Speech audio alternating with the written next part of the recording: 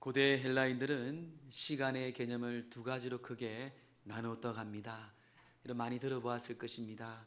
이 시간을 크로노스와 카이로스로 두 가지의 시간을 썼습니다. 똑같은 시간이지만 크로노스 때로는 카이로스라고 시간을 구분하였습니다. 크로노스는 물리적인 시간을 의미합니다. 카이로스는 논리적인 시간, 때로는 의미적인 시간을 말합니다. 또 크로노스는 더 쉽게 말하면 일반적인 시간입니다. 그냥 하루에 24시간, 하루가 1440분, 봄이 오면 여름이 오고 가을이 오고 그냥 1년에 365일이 자연적으로 흘러가는 그런 시간을 이렇게 크로노스 시간이라고 그들은 의미를 두고 많은 이야기를 나눕니다. 반대로 이 카이로스는요, 의식적이고 주관적인 시간을 말합니다. 기회의 시간을 말할 수도 있습니다. 결단의 시간을 말할 수 있습니다. 좀 세상적인 용어로 보면 운명을 바꾸는 시간이라고 더 쉽게 이해가 될 거예요. 내가 저 사람을 만나서 내가 이 사건 때문에 이 시간에 그때 이렇고 저렇고 해서 내가 완전 내 운명이 바뀌었어. 금방 이해가 되시죠? 그런 시간들, 그런 작은 의미 있는 시간들을 이렇게 카이로스라고 이야기를 합니다. 근데 헬라인들도 이 크로노스와 카이로스를 구분해서 잘 성경을 씁니다. 근데 이 카이로스 같은 거는요, 히브리인들은요, 어떤 시간을 해석하는가 하면 바로 하나님과의 관계성 안에서 일어나는 일들을 바로 카이로스라고 시간의 때를 사용하였습니다. 하나님과의 만남의 시간, 오늘 같은 이런 시간이죠. 예배의 시간, 전도의 시간, 주의 말씀에 순종하여서 기도하는 시간, 많은 그런 시간들, 하나님과의 관계에 있는 그런 관계성 안에 있는 일어나는 일들을 이들은 이 카이로스, 그런 시간을 의미합니다. 그래서 성경은요, 때에 대해서 많은 이야기를 하고 있습니다. 구약 성경 우리 솔로몬은 전도서 3장 1절에 보면 천하의 범사가 기한이 있다고 말합니다. 모든 목적이 이룰 때가 있다고 합니다. 모든 일에 다 때가 있다는 것이죠. 그때는 하나님께서 우리에게 말씀하신 기한, 의미 있고 기회 있고 복의 통로의 때라는 것입니다. 학교를 다닐 때는 공부할 때죠. 공부를 열심히 해야 할 때입니다. 그리고 남자는 군대가 나이가 들면 군대가 갈 때가 있습니다. 또 결혼을 해야 할 때가 있고요. 또 직장에 들어가야 생활할 때가 있습니다. 증증 모든 것이 다 때가 있다는 것이요. 앞으로 또한 죽음을 준비할 때도 있습니다. 그리고 김은영 우리 원로 사모님께서 임종 직전에 또 감사하게 이렇게 하나님께서 타이밍을 잘 맞춰서 임종 예배를 드렸어요. 저는 사실 하루도 살 줄 알았어요. 얼마나 얼굴이 환한지요. 얼굴이 환해서 그 자리에 말을 못하고 제가 부목사님 같이 오면서 하루도 살 것 같은데 근데 제가 못 맞췄어요. 한 3시간 후에 하나님의 부르심으로 가시는 얼굴이 너무너무 환해서 제가 지금도 생생합니다. 다 그 때가 있다는 그 때를 준비하고 그 때를 알고 하나님과 동행한다는 것은 참 복된 길이에요. 특별히 전도서 3장 4절에 이렇게 말씀하고 있죠. 우리 함께 합독할까요? 시작. 울 때가 있고 웃을 때가 있으며 슬퍼할 때가 있고 춤출 때가 있으리니. 아멘. 요즘에는 이런 의미 있는 시간들이 참 매스컴을 통해서 많은 장비와 문화가 발달돼 참 많습니다. 그때 내가 뮤지컬을 봤는데, 그때 영화를 봤는데, 참 이런 게 요즘에는 뭐 많습니다. 근데 옛날에는요, 그런 문화들이 없었잖아요. 그래서 웃고 울고 기뻐하고 춤출 때가 참 의미 있는 시간이었어요. 그래서 성경은요, 울 때와 웃을 때, 그리고 슬프고 울 때와 그리고 춤추고 기뻐할 때, 이런 때는 다 때가 있다는 것이에요. 그 때는 하나님과 함께하는 때, 또 하나님께서 그때에 울 때가 있고 기쁠 때가 있다는 것입니다. 만약에 우려할 때 울지 아니하고 웃는다면 기한을 잘못 생각하는 사람이죠. 슬퍼할 때 슬퍼하지 아니하고 춤을 춘다면 때를 잘못 아는 사람, 어리석은 사람입니다. 결론적으로 말씀을 드리면요, 이 시대에 이 나라 민족과 교회를 보고 가정을 볼 때에 우리는 결단코 춤추고 웃을 때가 아니라는 시대라는 겁니다. 여러분 기도하고 우리가 눈물을 흘리며 우려할 때가 오늘 이 시대의 이 상황이 아닐까 싶습니다. 오늘 본문을 본 시편 74편은요 아삽의 마석이라는 그런 시입니다. 아삽이라는 사람은요 다윗 왕 때에 하나님을 찬양하는 성가 대장입니다. 지휘자예요. 그 집안이 한마디로 김씨 집안, 박 집안, 이 아삽의 집안이 그 아버지의, 그 아들의, 또 손자의 계속해서 그 성가대 찬양대를 지도하고 이끈 집안입니다. 그 집안에 꼭 한 사람의 씨는 아닌 것 같습니다. 그의 아들인지 그의 손자인지 모르겠지만 그 아삽의 집안의 한 사람이 오늘 시편 73편을 적고 있습니다. 이 마스기라는 이것은요, 알다시피 시편에 13편의 시가 있는데 이것은 교훈의 시다라는 의미입니다. 이 고난과 이 기도의 교훈을 삼아서 너희도 하나님을 잘 섬기라 하는 시가 바로 이 시편 74편으로 보시면 더욱 쉽게 알 것 같습니다. 시대적인 상황은요, 바벨론의 느부갓네살 왕이 침공하여서 예루살렘이 황폐하였습니다. 이 아삽이라는 사람들은 하나님을 찬양하는 찬양대장들이었어요. 찬양대원들이었습니다. 이런 하나님의 황폐함을 보고 그 무지한 바벨론이, 그들은 하나님을 모르는 그런 무지하고 그런 기본이 없는 그들에게 밟히는 이 땅을 보니까 너무나 안타까운 거예요. 그래서 그는 눈물을 흘리며 기도합니다. 고통하며 기도하고 있습니다. 오늘 그래서 먼저 이 우려야 할 이 세 가지의 사항을 우리에게 먼저 말씀하고 있습니다.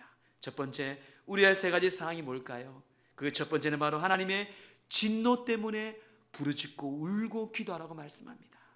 1절의 하반절에 이렇게 말씀하고 있습니다. 어찌하여 주께서 기르시는 양을 향하여 진노의 연기를 품으시나이까. 하나님, 어떻게 하나님께서 세우신 아브라함의 자손인데, 다윗의 자손인데, 이 땅에 어떻게 하나님 이 땅에 밟혀서 성전이 밟히고 엉망이 되었습니까? 왜 이 땅에, 왜 외놈들이 쳐들어와서 이 조선 땅에, 평화로운 땅에 35년 동안 이 민족을 이렇게 가만히 두고 있습니까? 그 악한 민족인데, 악한 세력 앞에 한마디로 그렇게 하나님의 진노에 그가 울고 통곡하고 있습니다. 여러분, 그렇습니다. 하나님 왜 진노하겠습니까? 하나님 왜 화가 났겠습니까? 사랑하는 성도 여러분, 우리가 지금 살고 있는 이 나라 민족, 여러분들의 자신, 여러분들의 가정, 이 교회안을 조용히 우리는 생각하고 살펴봐야 됩니다. 나의 삶에 우리 교회 이 민족이 하나님을 진노케 하시는 것이 무엇이 있었는지, 내가 성령님을 근심시켜드리는 것이 무엇이 있었는지 우리 이 시간 다시 한번 되돌아봐야 됩니다. 하나님의 그 진노 때문에 그는 울고 부르짖었습니다. 둘째는 그가 부르짖고 울은 것은 대적이 끼치는 영향 때문이었습니다. 이 대적이 사탄의 대적이, 4절 말씀 우리 함께 합독할까요? 시작. 주의 대적이 주의 회중에서 떠들며 자기들의 깃발을 세워 표적으로, 주의 대적은 바로 이 바벨론 군대죠. 그리고 그들이 떠들었다. 이 떠들며라는 이 말은요, 이 히브리어로 샤그입니다. 샤그. 이 샤그라는 말은요, 사자가 어르렁거린다라는 뜻이에요. 그 악한 세력이 이 하나님의 백성들 앞에 가서 우는 사자와 같이 어르렁거리며 자기들의 깃발을 세워 표적으로 삼았다고 합니다. 하나님의 깃발을 저버리고 자기의 깃발을 표적으로 삼았다고 합니다. 그리고 5절에 뭐라 말하고 있습니까? 그들은 마치 도끼를 들어 살림을 베는 사람 같았다. 여러분, 살림을요, 그 도끼와 톱으로 싹 산을 쓸어버리는 거예요. 그 이스라엘 민족을, 이 땅을, 하나의 백성들을 그 욕심과 죄악으로 쓸어버리고 있다는 것이. 또한 7절에도 주의 성소를 불사르며 주의 이름이 계신 곳에 더럽혀 땅이 엎었나이다. 주의 성전까지도 하나님이 계신 곳인데, 그리고 8절에 뭐라 말합니까? 그들이 마음속으로 이르기를 우리가 그들을 진멸하자고 이 땅에 있는 하나의 모든 회당을 불사렸다. 일제가 35년을 일제강점기 때 우리나라 민족을 말살하는 정책을 펼치지 않습니까? 언어를 못 쓰게 합니다. 말을 못하게 하잖아요. 얼마나 수모를 당합니까? 그래도 불구하고 믿음의 사람들, 독립투사들은요, 특별히 독립인들 중에 믿음의 사람들이 거의 많았습니다. 꿈이 보이지 않습니다. 회생할 날도 보이지 않아요. 완전 계란에 파헤치기입니다. 그래도 불구하고 그들은 몸부림칩니다. 왜? 울면서 기도합니다. 분명히 그 악한 이 세력은 무너질 것이라고 성경에 기록되어 있기 때문에 포기하지 아니하고 자기가 죽으면 자기의 자녀들에게 자기의 재산을 팔아가면서 자기 현실을 하면서 지켜왔던 나라가 이 나라의 민족입니다. 하나님이 세우신 나라이고 이 나라의 주님께서 이 민족을 해방시켜 주시고 또한 전쟁 가운데서도 이 나라를 살리시고 이 짧은 시간 가운데 얼마나 이 나라가 경제와 얼마나 문화가 발전되었습니까? 세상의 사람들은 기적이랍니다. 기적이라. 이건 하나님이 하신 거지 인간이 할 수가 없는 것입니다. 사랑하는 성도 여러분, 하지만 지금도 이제 우리가 잘만 하고 우리가 이제 하나님의 은혜가 누리는데 우리가 나태해져서 대적들이 이 나라 민족을 삼키려고 합니다. 이 나라의 하나님의 복음의 그 기독교를 또한 이 한국 교회를 무너뜨리고 핍박하고 있습니다. 사랑하는 성도 여러분, 싸우고 무너지는 인생이 아닙니다. 가정의 부부 싸움을 통해서 가정이 무너지잖아요. 교회의 싸움을 통해서 성도들이 상처받고 무너지고 떠나가게 되어 있습니다. 또한 이 사단이요 악한 세력들이 이 나라 민족을 흔들고 또한 민족을 무너뜨리고 삼키고자 합니다. 교육을 통해서 정치와 언론을 통해서. 사랑하는 성도 여러분, 그래서 우리는요 울어야 돼요. 대적들이 끼치는 영향 때문에 우린 다시 한번 주님 앞에 무릎을 꿇어야 됩니다. 또한 셋째, 왜 울어야 할 상황입니까? 오늘 본문의 말씀은 세 번째, 영성을 잃어버렸기 때문에 영성을 가장 제가 강조하고 싶습니다. 우리 9절 말씀 우리 함께 합독합니다. 시작. 우리의 표적이 보이지 아니하며 선지자도 더 이상 없으며 이런 일이 얼마나 오랬는지 아는 자도 없나이다. 아멘. 우리의 표적, 하나님의 표적, 하나님의 기적, 하나님의 능력이 없어지고 선지자도 더 이상 없어졌다. 이 표적의 기근, 선지자의 기근의 현상은요 결국 영성이 잃어버린다는 거예요. 영권의 영권. 여러분, 교회가 교회답지 못하고 주의 종들이 목회자들이 목사답지 못할 때에 하나님이 세우신 이 교회는요 무너질 수밖에 없습니다. 하나님이 있는 곳에, 기도가 있는 곳에, 말씀이 있는 곳에는요 하나님의 권능이 임할 줄 믿습니다. 그들은요 출애굽하면서 홍해를 건넜습니다. 밤에는 불기둥으로, 낮에는 구름 기둥으로 하나님께서 인도함을 받았고요, 날마다 만나와 메추라기를 통해서 하나님의 놀라운 기적과 이적을 맛보는 이스라엘 백성들이었어요. 뿐만 아니라 다윗을 통해서, 엘리야를 통해서, 엘리사를 통해서, 많은 선지자를 통해서 하나님께서 주신 능력의 팔에 그들은 하나님의 전능하심을 하는 사람이었고 선지자들의 말에 순종하였습니다. 그런데 그게 없었다는 것이에요.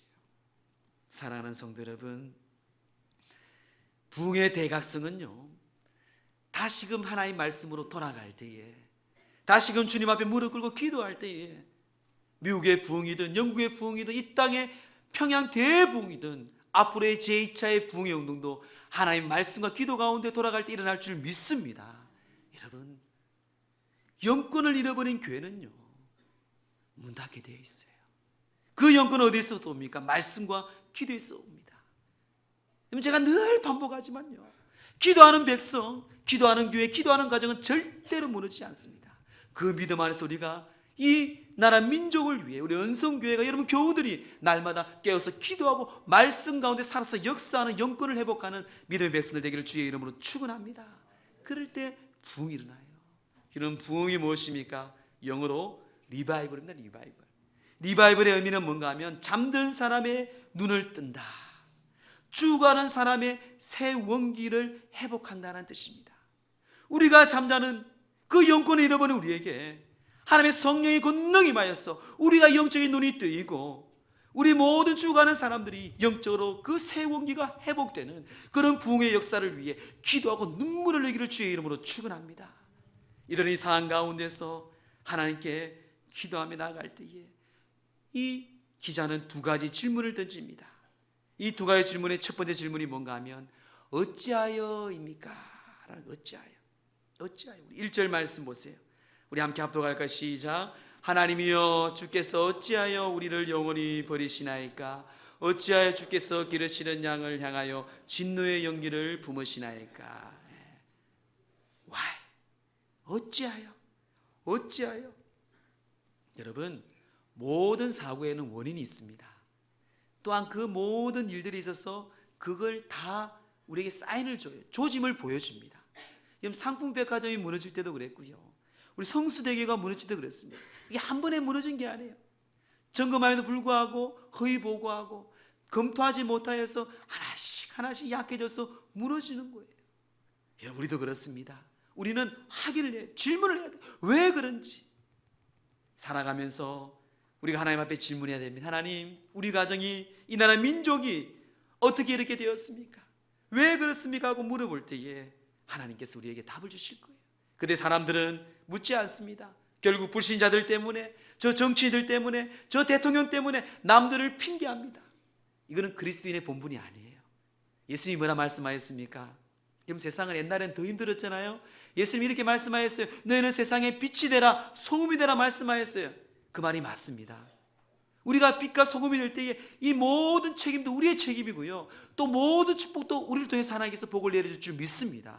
그래서 예수님께서 말씀하잖아요. 여러분, 너희를 통하여서 이 땅을 살리겠다고 말씀합니다. 아브라함도 말씀하였어요. 내가 복이 되고 내가 복의 통로가 된다고 말씀하였습니다. 세상이 그리 험난하고 세상이 다 죽어가지만 비록 연약한 너희 한 사람 한 사람을 통해서 이 땅을 살리겠다고 주님께서 말씀하셨어요. 그러기에 우리는요, 질문하고 내 자신을 돌아봐야 돼요. 또한 두 번째 질문은 뭐였습니까? 언제까지입니까? 언제까지입니까? 10절 말씀 보세요. 하나님이여 대적이 언제까지 해방하겠으며 원수가 주의 이름에 영원히 능욕하리까? 언제까지입니까? 일제강점기 때에 10년이 지나도 20년이 지나도 이렇게 1년, 2년, 5년 안에 여러분 35년 동안, 하지만 그들은 포기하지 않았습니다. 날마다 기도하며 그날을 회상하며 하나님께 기도했어요. 언제까지? 여러분, 악은 영원하지 않습니다.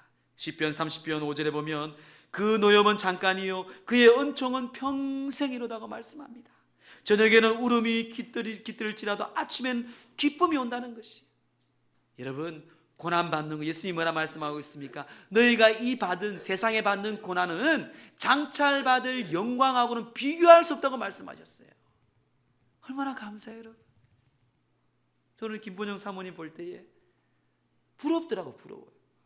부러운 마음이 들어요. 그 환한 모습 볼 때에 이 땅에 연송교회를 세우고, 물론 하나님께서 그를 통해서 우리 목사님을 통해 세웠지만요, 얼마나 많은 수모와 고통과 아픔이 있었겠습니까? 여러분들이 더 잘 아실 거예요. 저는 목회자로서 목회자의 마음을 압니다. 그런데 믿음으로 날마다 철회하며 눈물을 흘리며 지켰던 우리 목사님과 사모님, 장차받을 그 영광이 있었기에 하나님은요 그들의 삶과 함께하였고 인도하였고 하나님께서 영원히 붙들으신 거예요.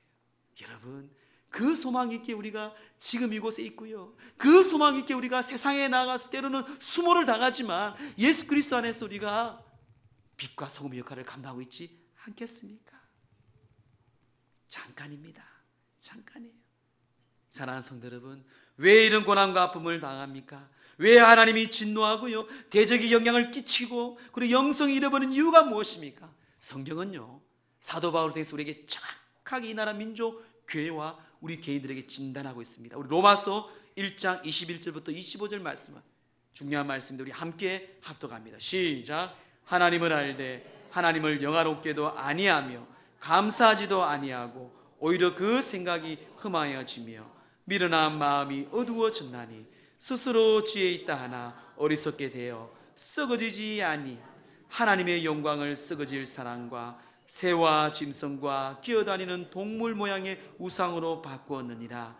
그러므로 하나님께서 그들의 마음에 정욕대로 더러움에 내버려 두사 그들의 몸을 서로 욕되게 하게 하셨으니 이는 그들이 하나님의 진리를 거짓으로 바꾸어 피조물을 조물줄보다 더 경배하고 섬김이라. 주는 곧 영원히 찬송할 이시로다. 아멘. 아멘. 여러분 꼭 책 집에 가서 꼭 읽어보세요. 정확한 진단이 정확한 진단. 여러분, 이스라엘 백성들이 한 번에 무너진 게 아니에요. 얼마나 선지자들 통해서 권면하고 이야기했습니까? 이 나라 민족도 마찬가지예요. 얼마나 우리가 진리와 정의 앞에 공의 앞에 외치며 했지만 그들이 쉽게 생각한 거예요. 하지만 지금도 늦지 않았습니다. 그러다 보면 하나님이 내버려 둔다고 성경이 말씀하고 있어요. 하나님께서 그들의 마음의 정욕대로 더러움에 내버려 두사. 자식들이 그러지, 키우다 보면은 그냥 두잖아요. 나중에는 결국 그게 무엇 때문에 그렇습니까? 하나님의 진리를 거짓으로 바꾸어 피조물보다 조물주보다 더 경배하고 섬겼기 때문에 성경 우리에게 말씀합니다. 여러분, 그러면 우리가 이 우려할 때를 웃음으로 바꿀 수 있는 비결이 뭘까요? 그 또한 방법도 우리에게 소개하고 있습니다. 세 번째, 우리 상황의 해결에 대해서 말씀을 드리겠습니다. 바로 성경은 두 번이나 정확하게 우리에게 반복하고 말씀하고 있습니다. 역대상 16장 11절과 시편 105편 4절에 말씀하고 있어요. 여호와의 그의 능력을 구할지어다 항상 그의 얼굴을 찾을지어다. 여호와의 능력을 구하고요, 여호와의 그 하나님의 얼굴을 찾아야 됩니다. 여러분, 사람이 서로 지나다가 삐지고 상처받으면 어떻습니까? 얼굴을 돌려버립니다. 얼굴을 제대로 안 봐요. 그 사람 보면은 직장에 가든지 어딜 가든 얼굴을 안 봅니다. 그냥 돌려버리잖아요. 화가 났거든요. 화가 나서 그래요. 화가 나서 상처를 받아서 그래요. 하나님도 마찬가지. 그래서 우리가 첫 번째 구할 게 뭡니까, 여러분? 바로 여호와의 얼굴을 구해야 됩니다. 여호와의 얼굴을 구해야 돼요. 하나님의 얼굴을 구할 때 하나님께서 이 나라 민족을 주의 눈빛이, 긍휼의 눈빛이 이 민족과 교회와 여러분 자식과 여러분 가정에 비춰줄 줄 믿습니다.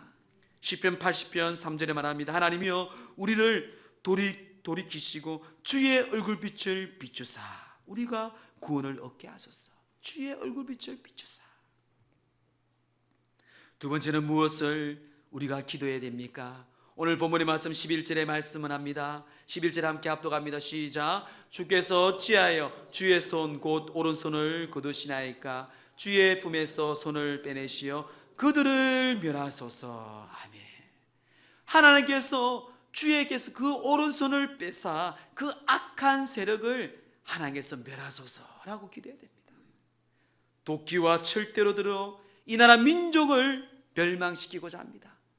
교회를 멸망시키고자 합니다. 주의 종들을 누릅니다. 악한 존재들이 어떤 것을 통해서 우리에게 역사하고 계속 몰아붙입니다. 사랑하는 성도 여러분, 우리가 선포하고 기도해야 돼요. 무엇을 선포하고 기도했습니까? 우리에게 능력을 주신 예수 그리스도 이름으로, 우리의 능력, 우리의 치료자 되신 예수 그리스도 십자가의 보혈로 이런 나라 민족을 위해서 기도해야 됩니다. 울면서 기도해야 돼요. 일제시대에도 우리가 그렇게 기도하며 우리 믿음의 선배들이 포기하지 아니하고 눈물로 기도하며 하나님께 지금까지 왔어요. 이제 우리가 울 때입니다. 울 때요. 기도할 때 하나님의 그 오른손이 그들을 멸하달라고 기도하고 선포해야 됩니다. 3절의 말씀 보세요. 결국 어떻습니까? 영구히 파멸된 곳을 향하여 주의 발을 옮겨 놓으소서.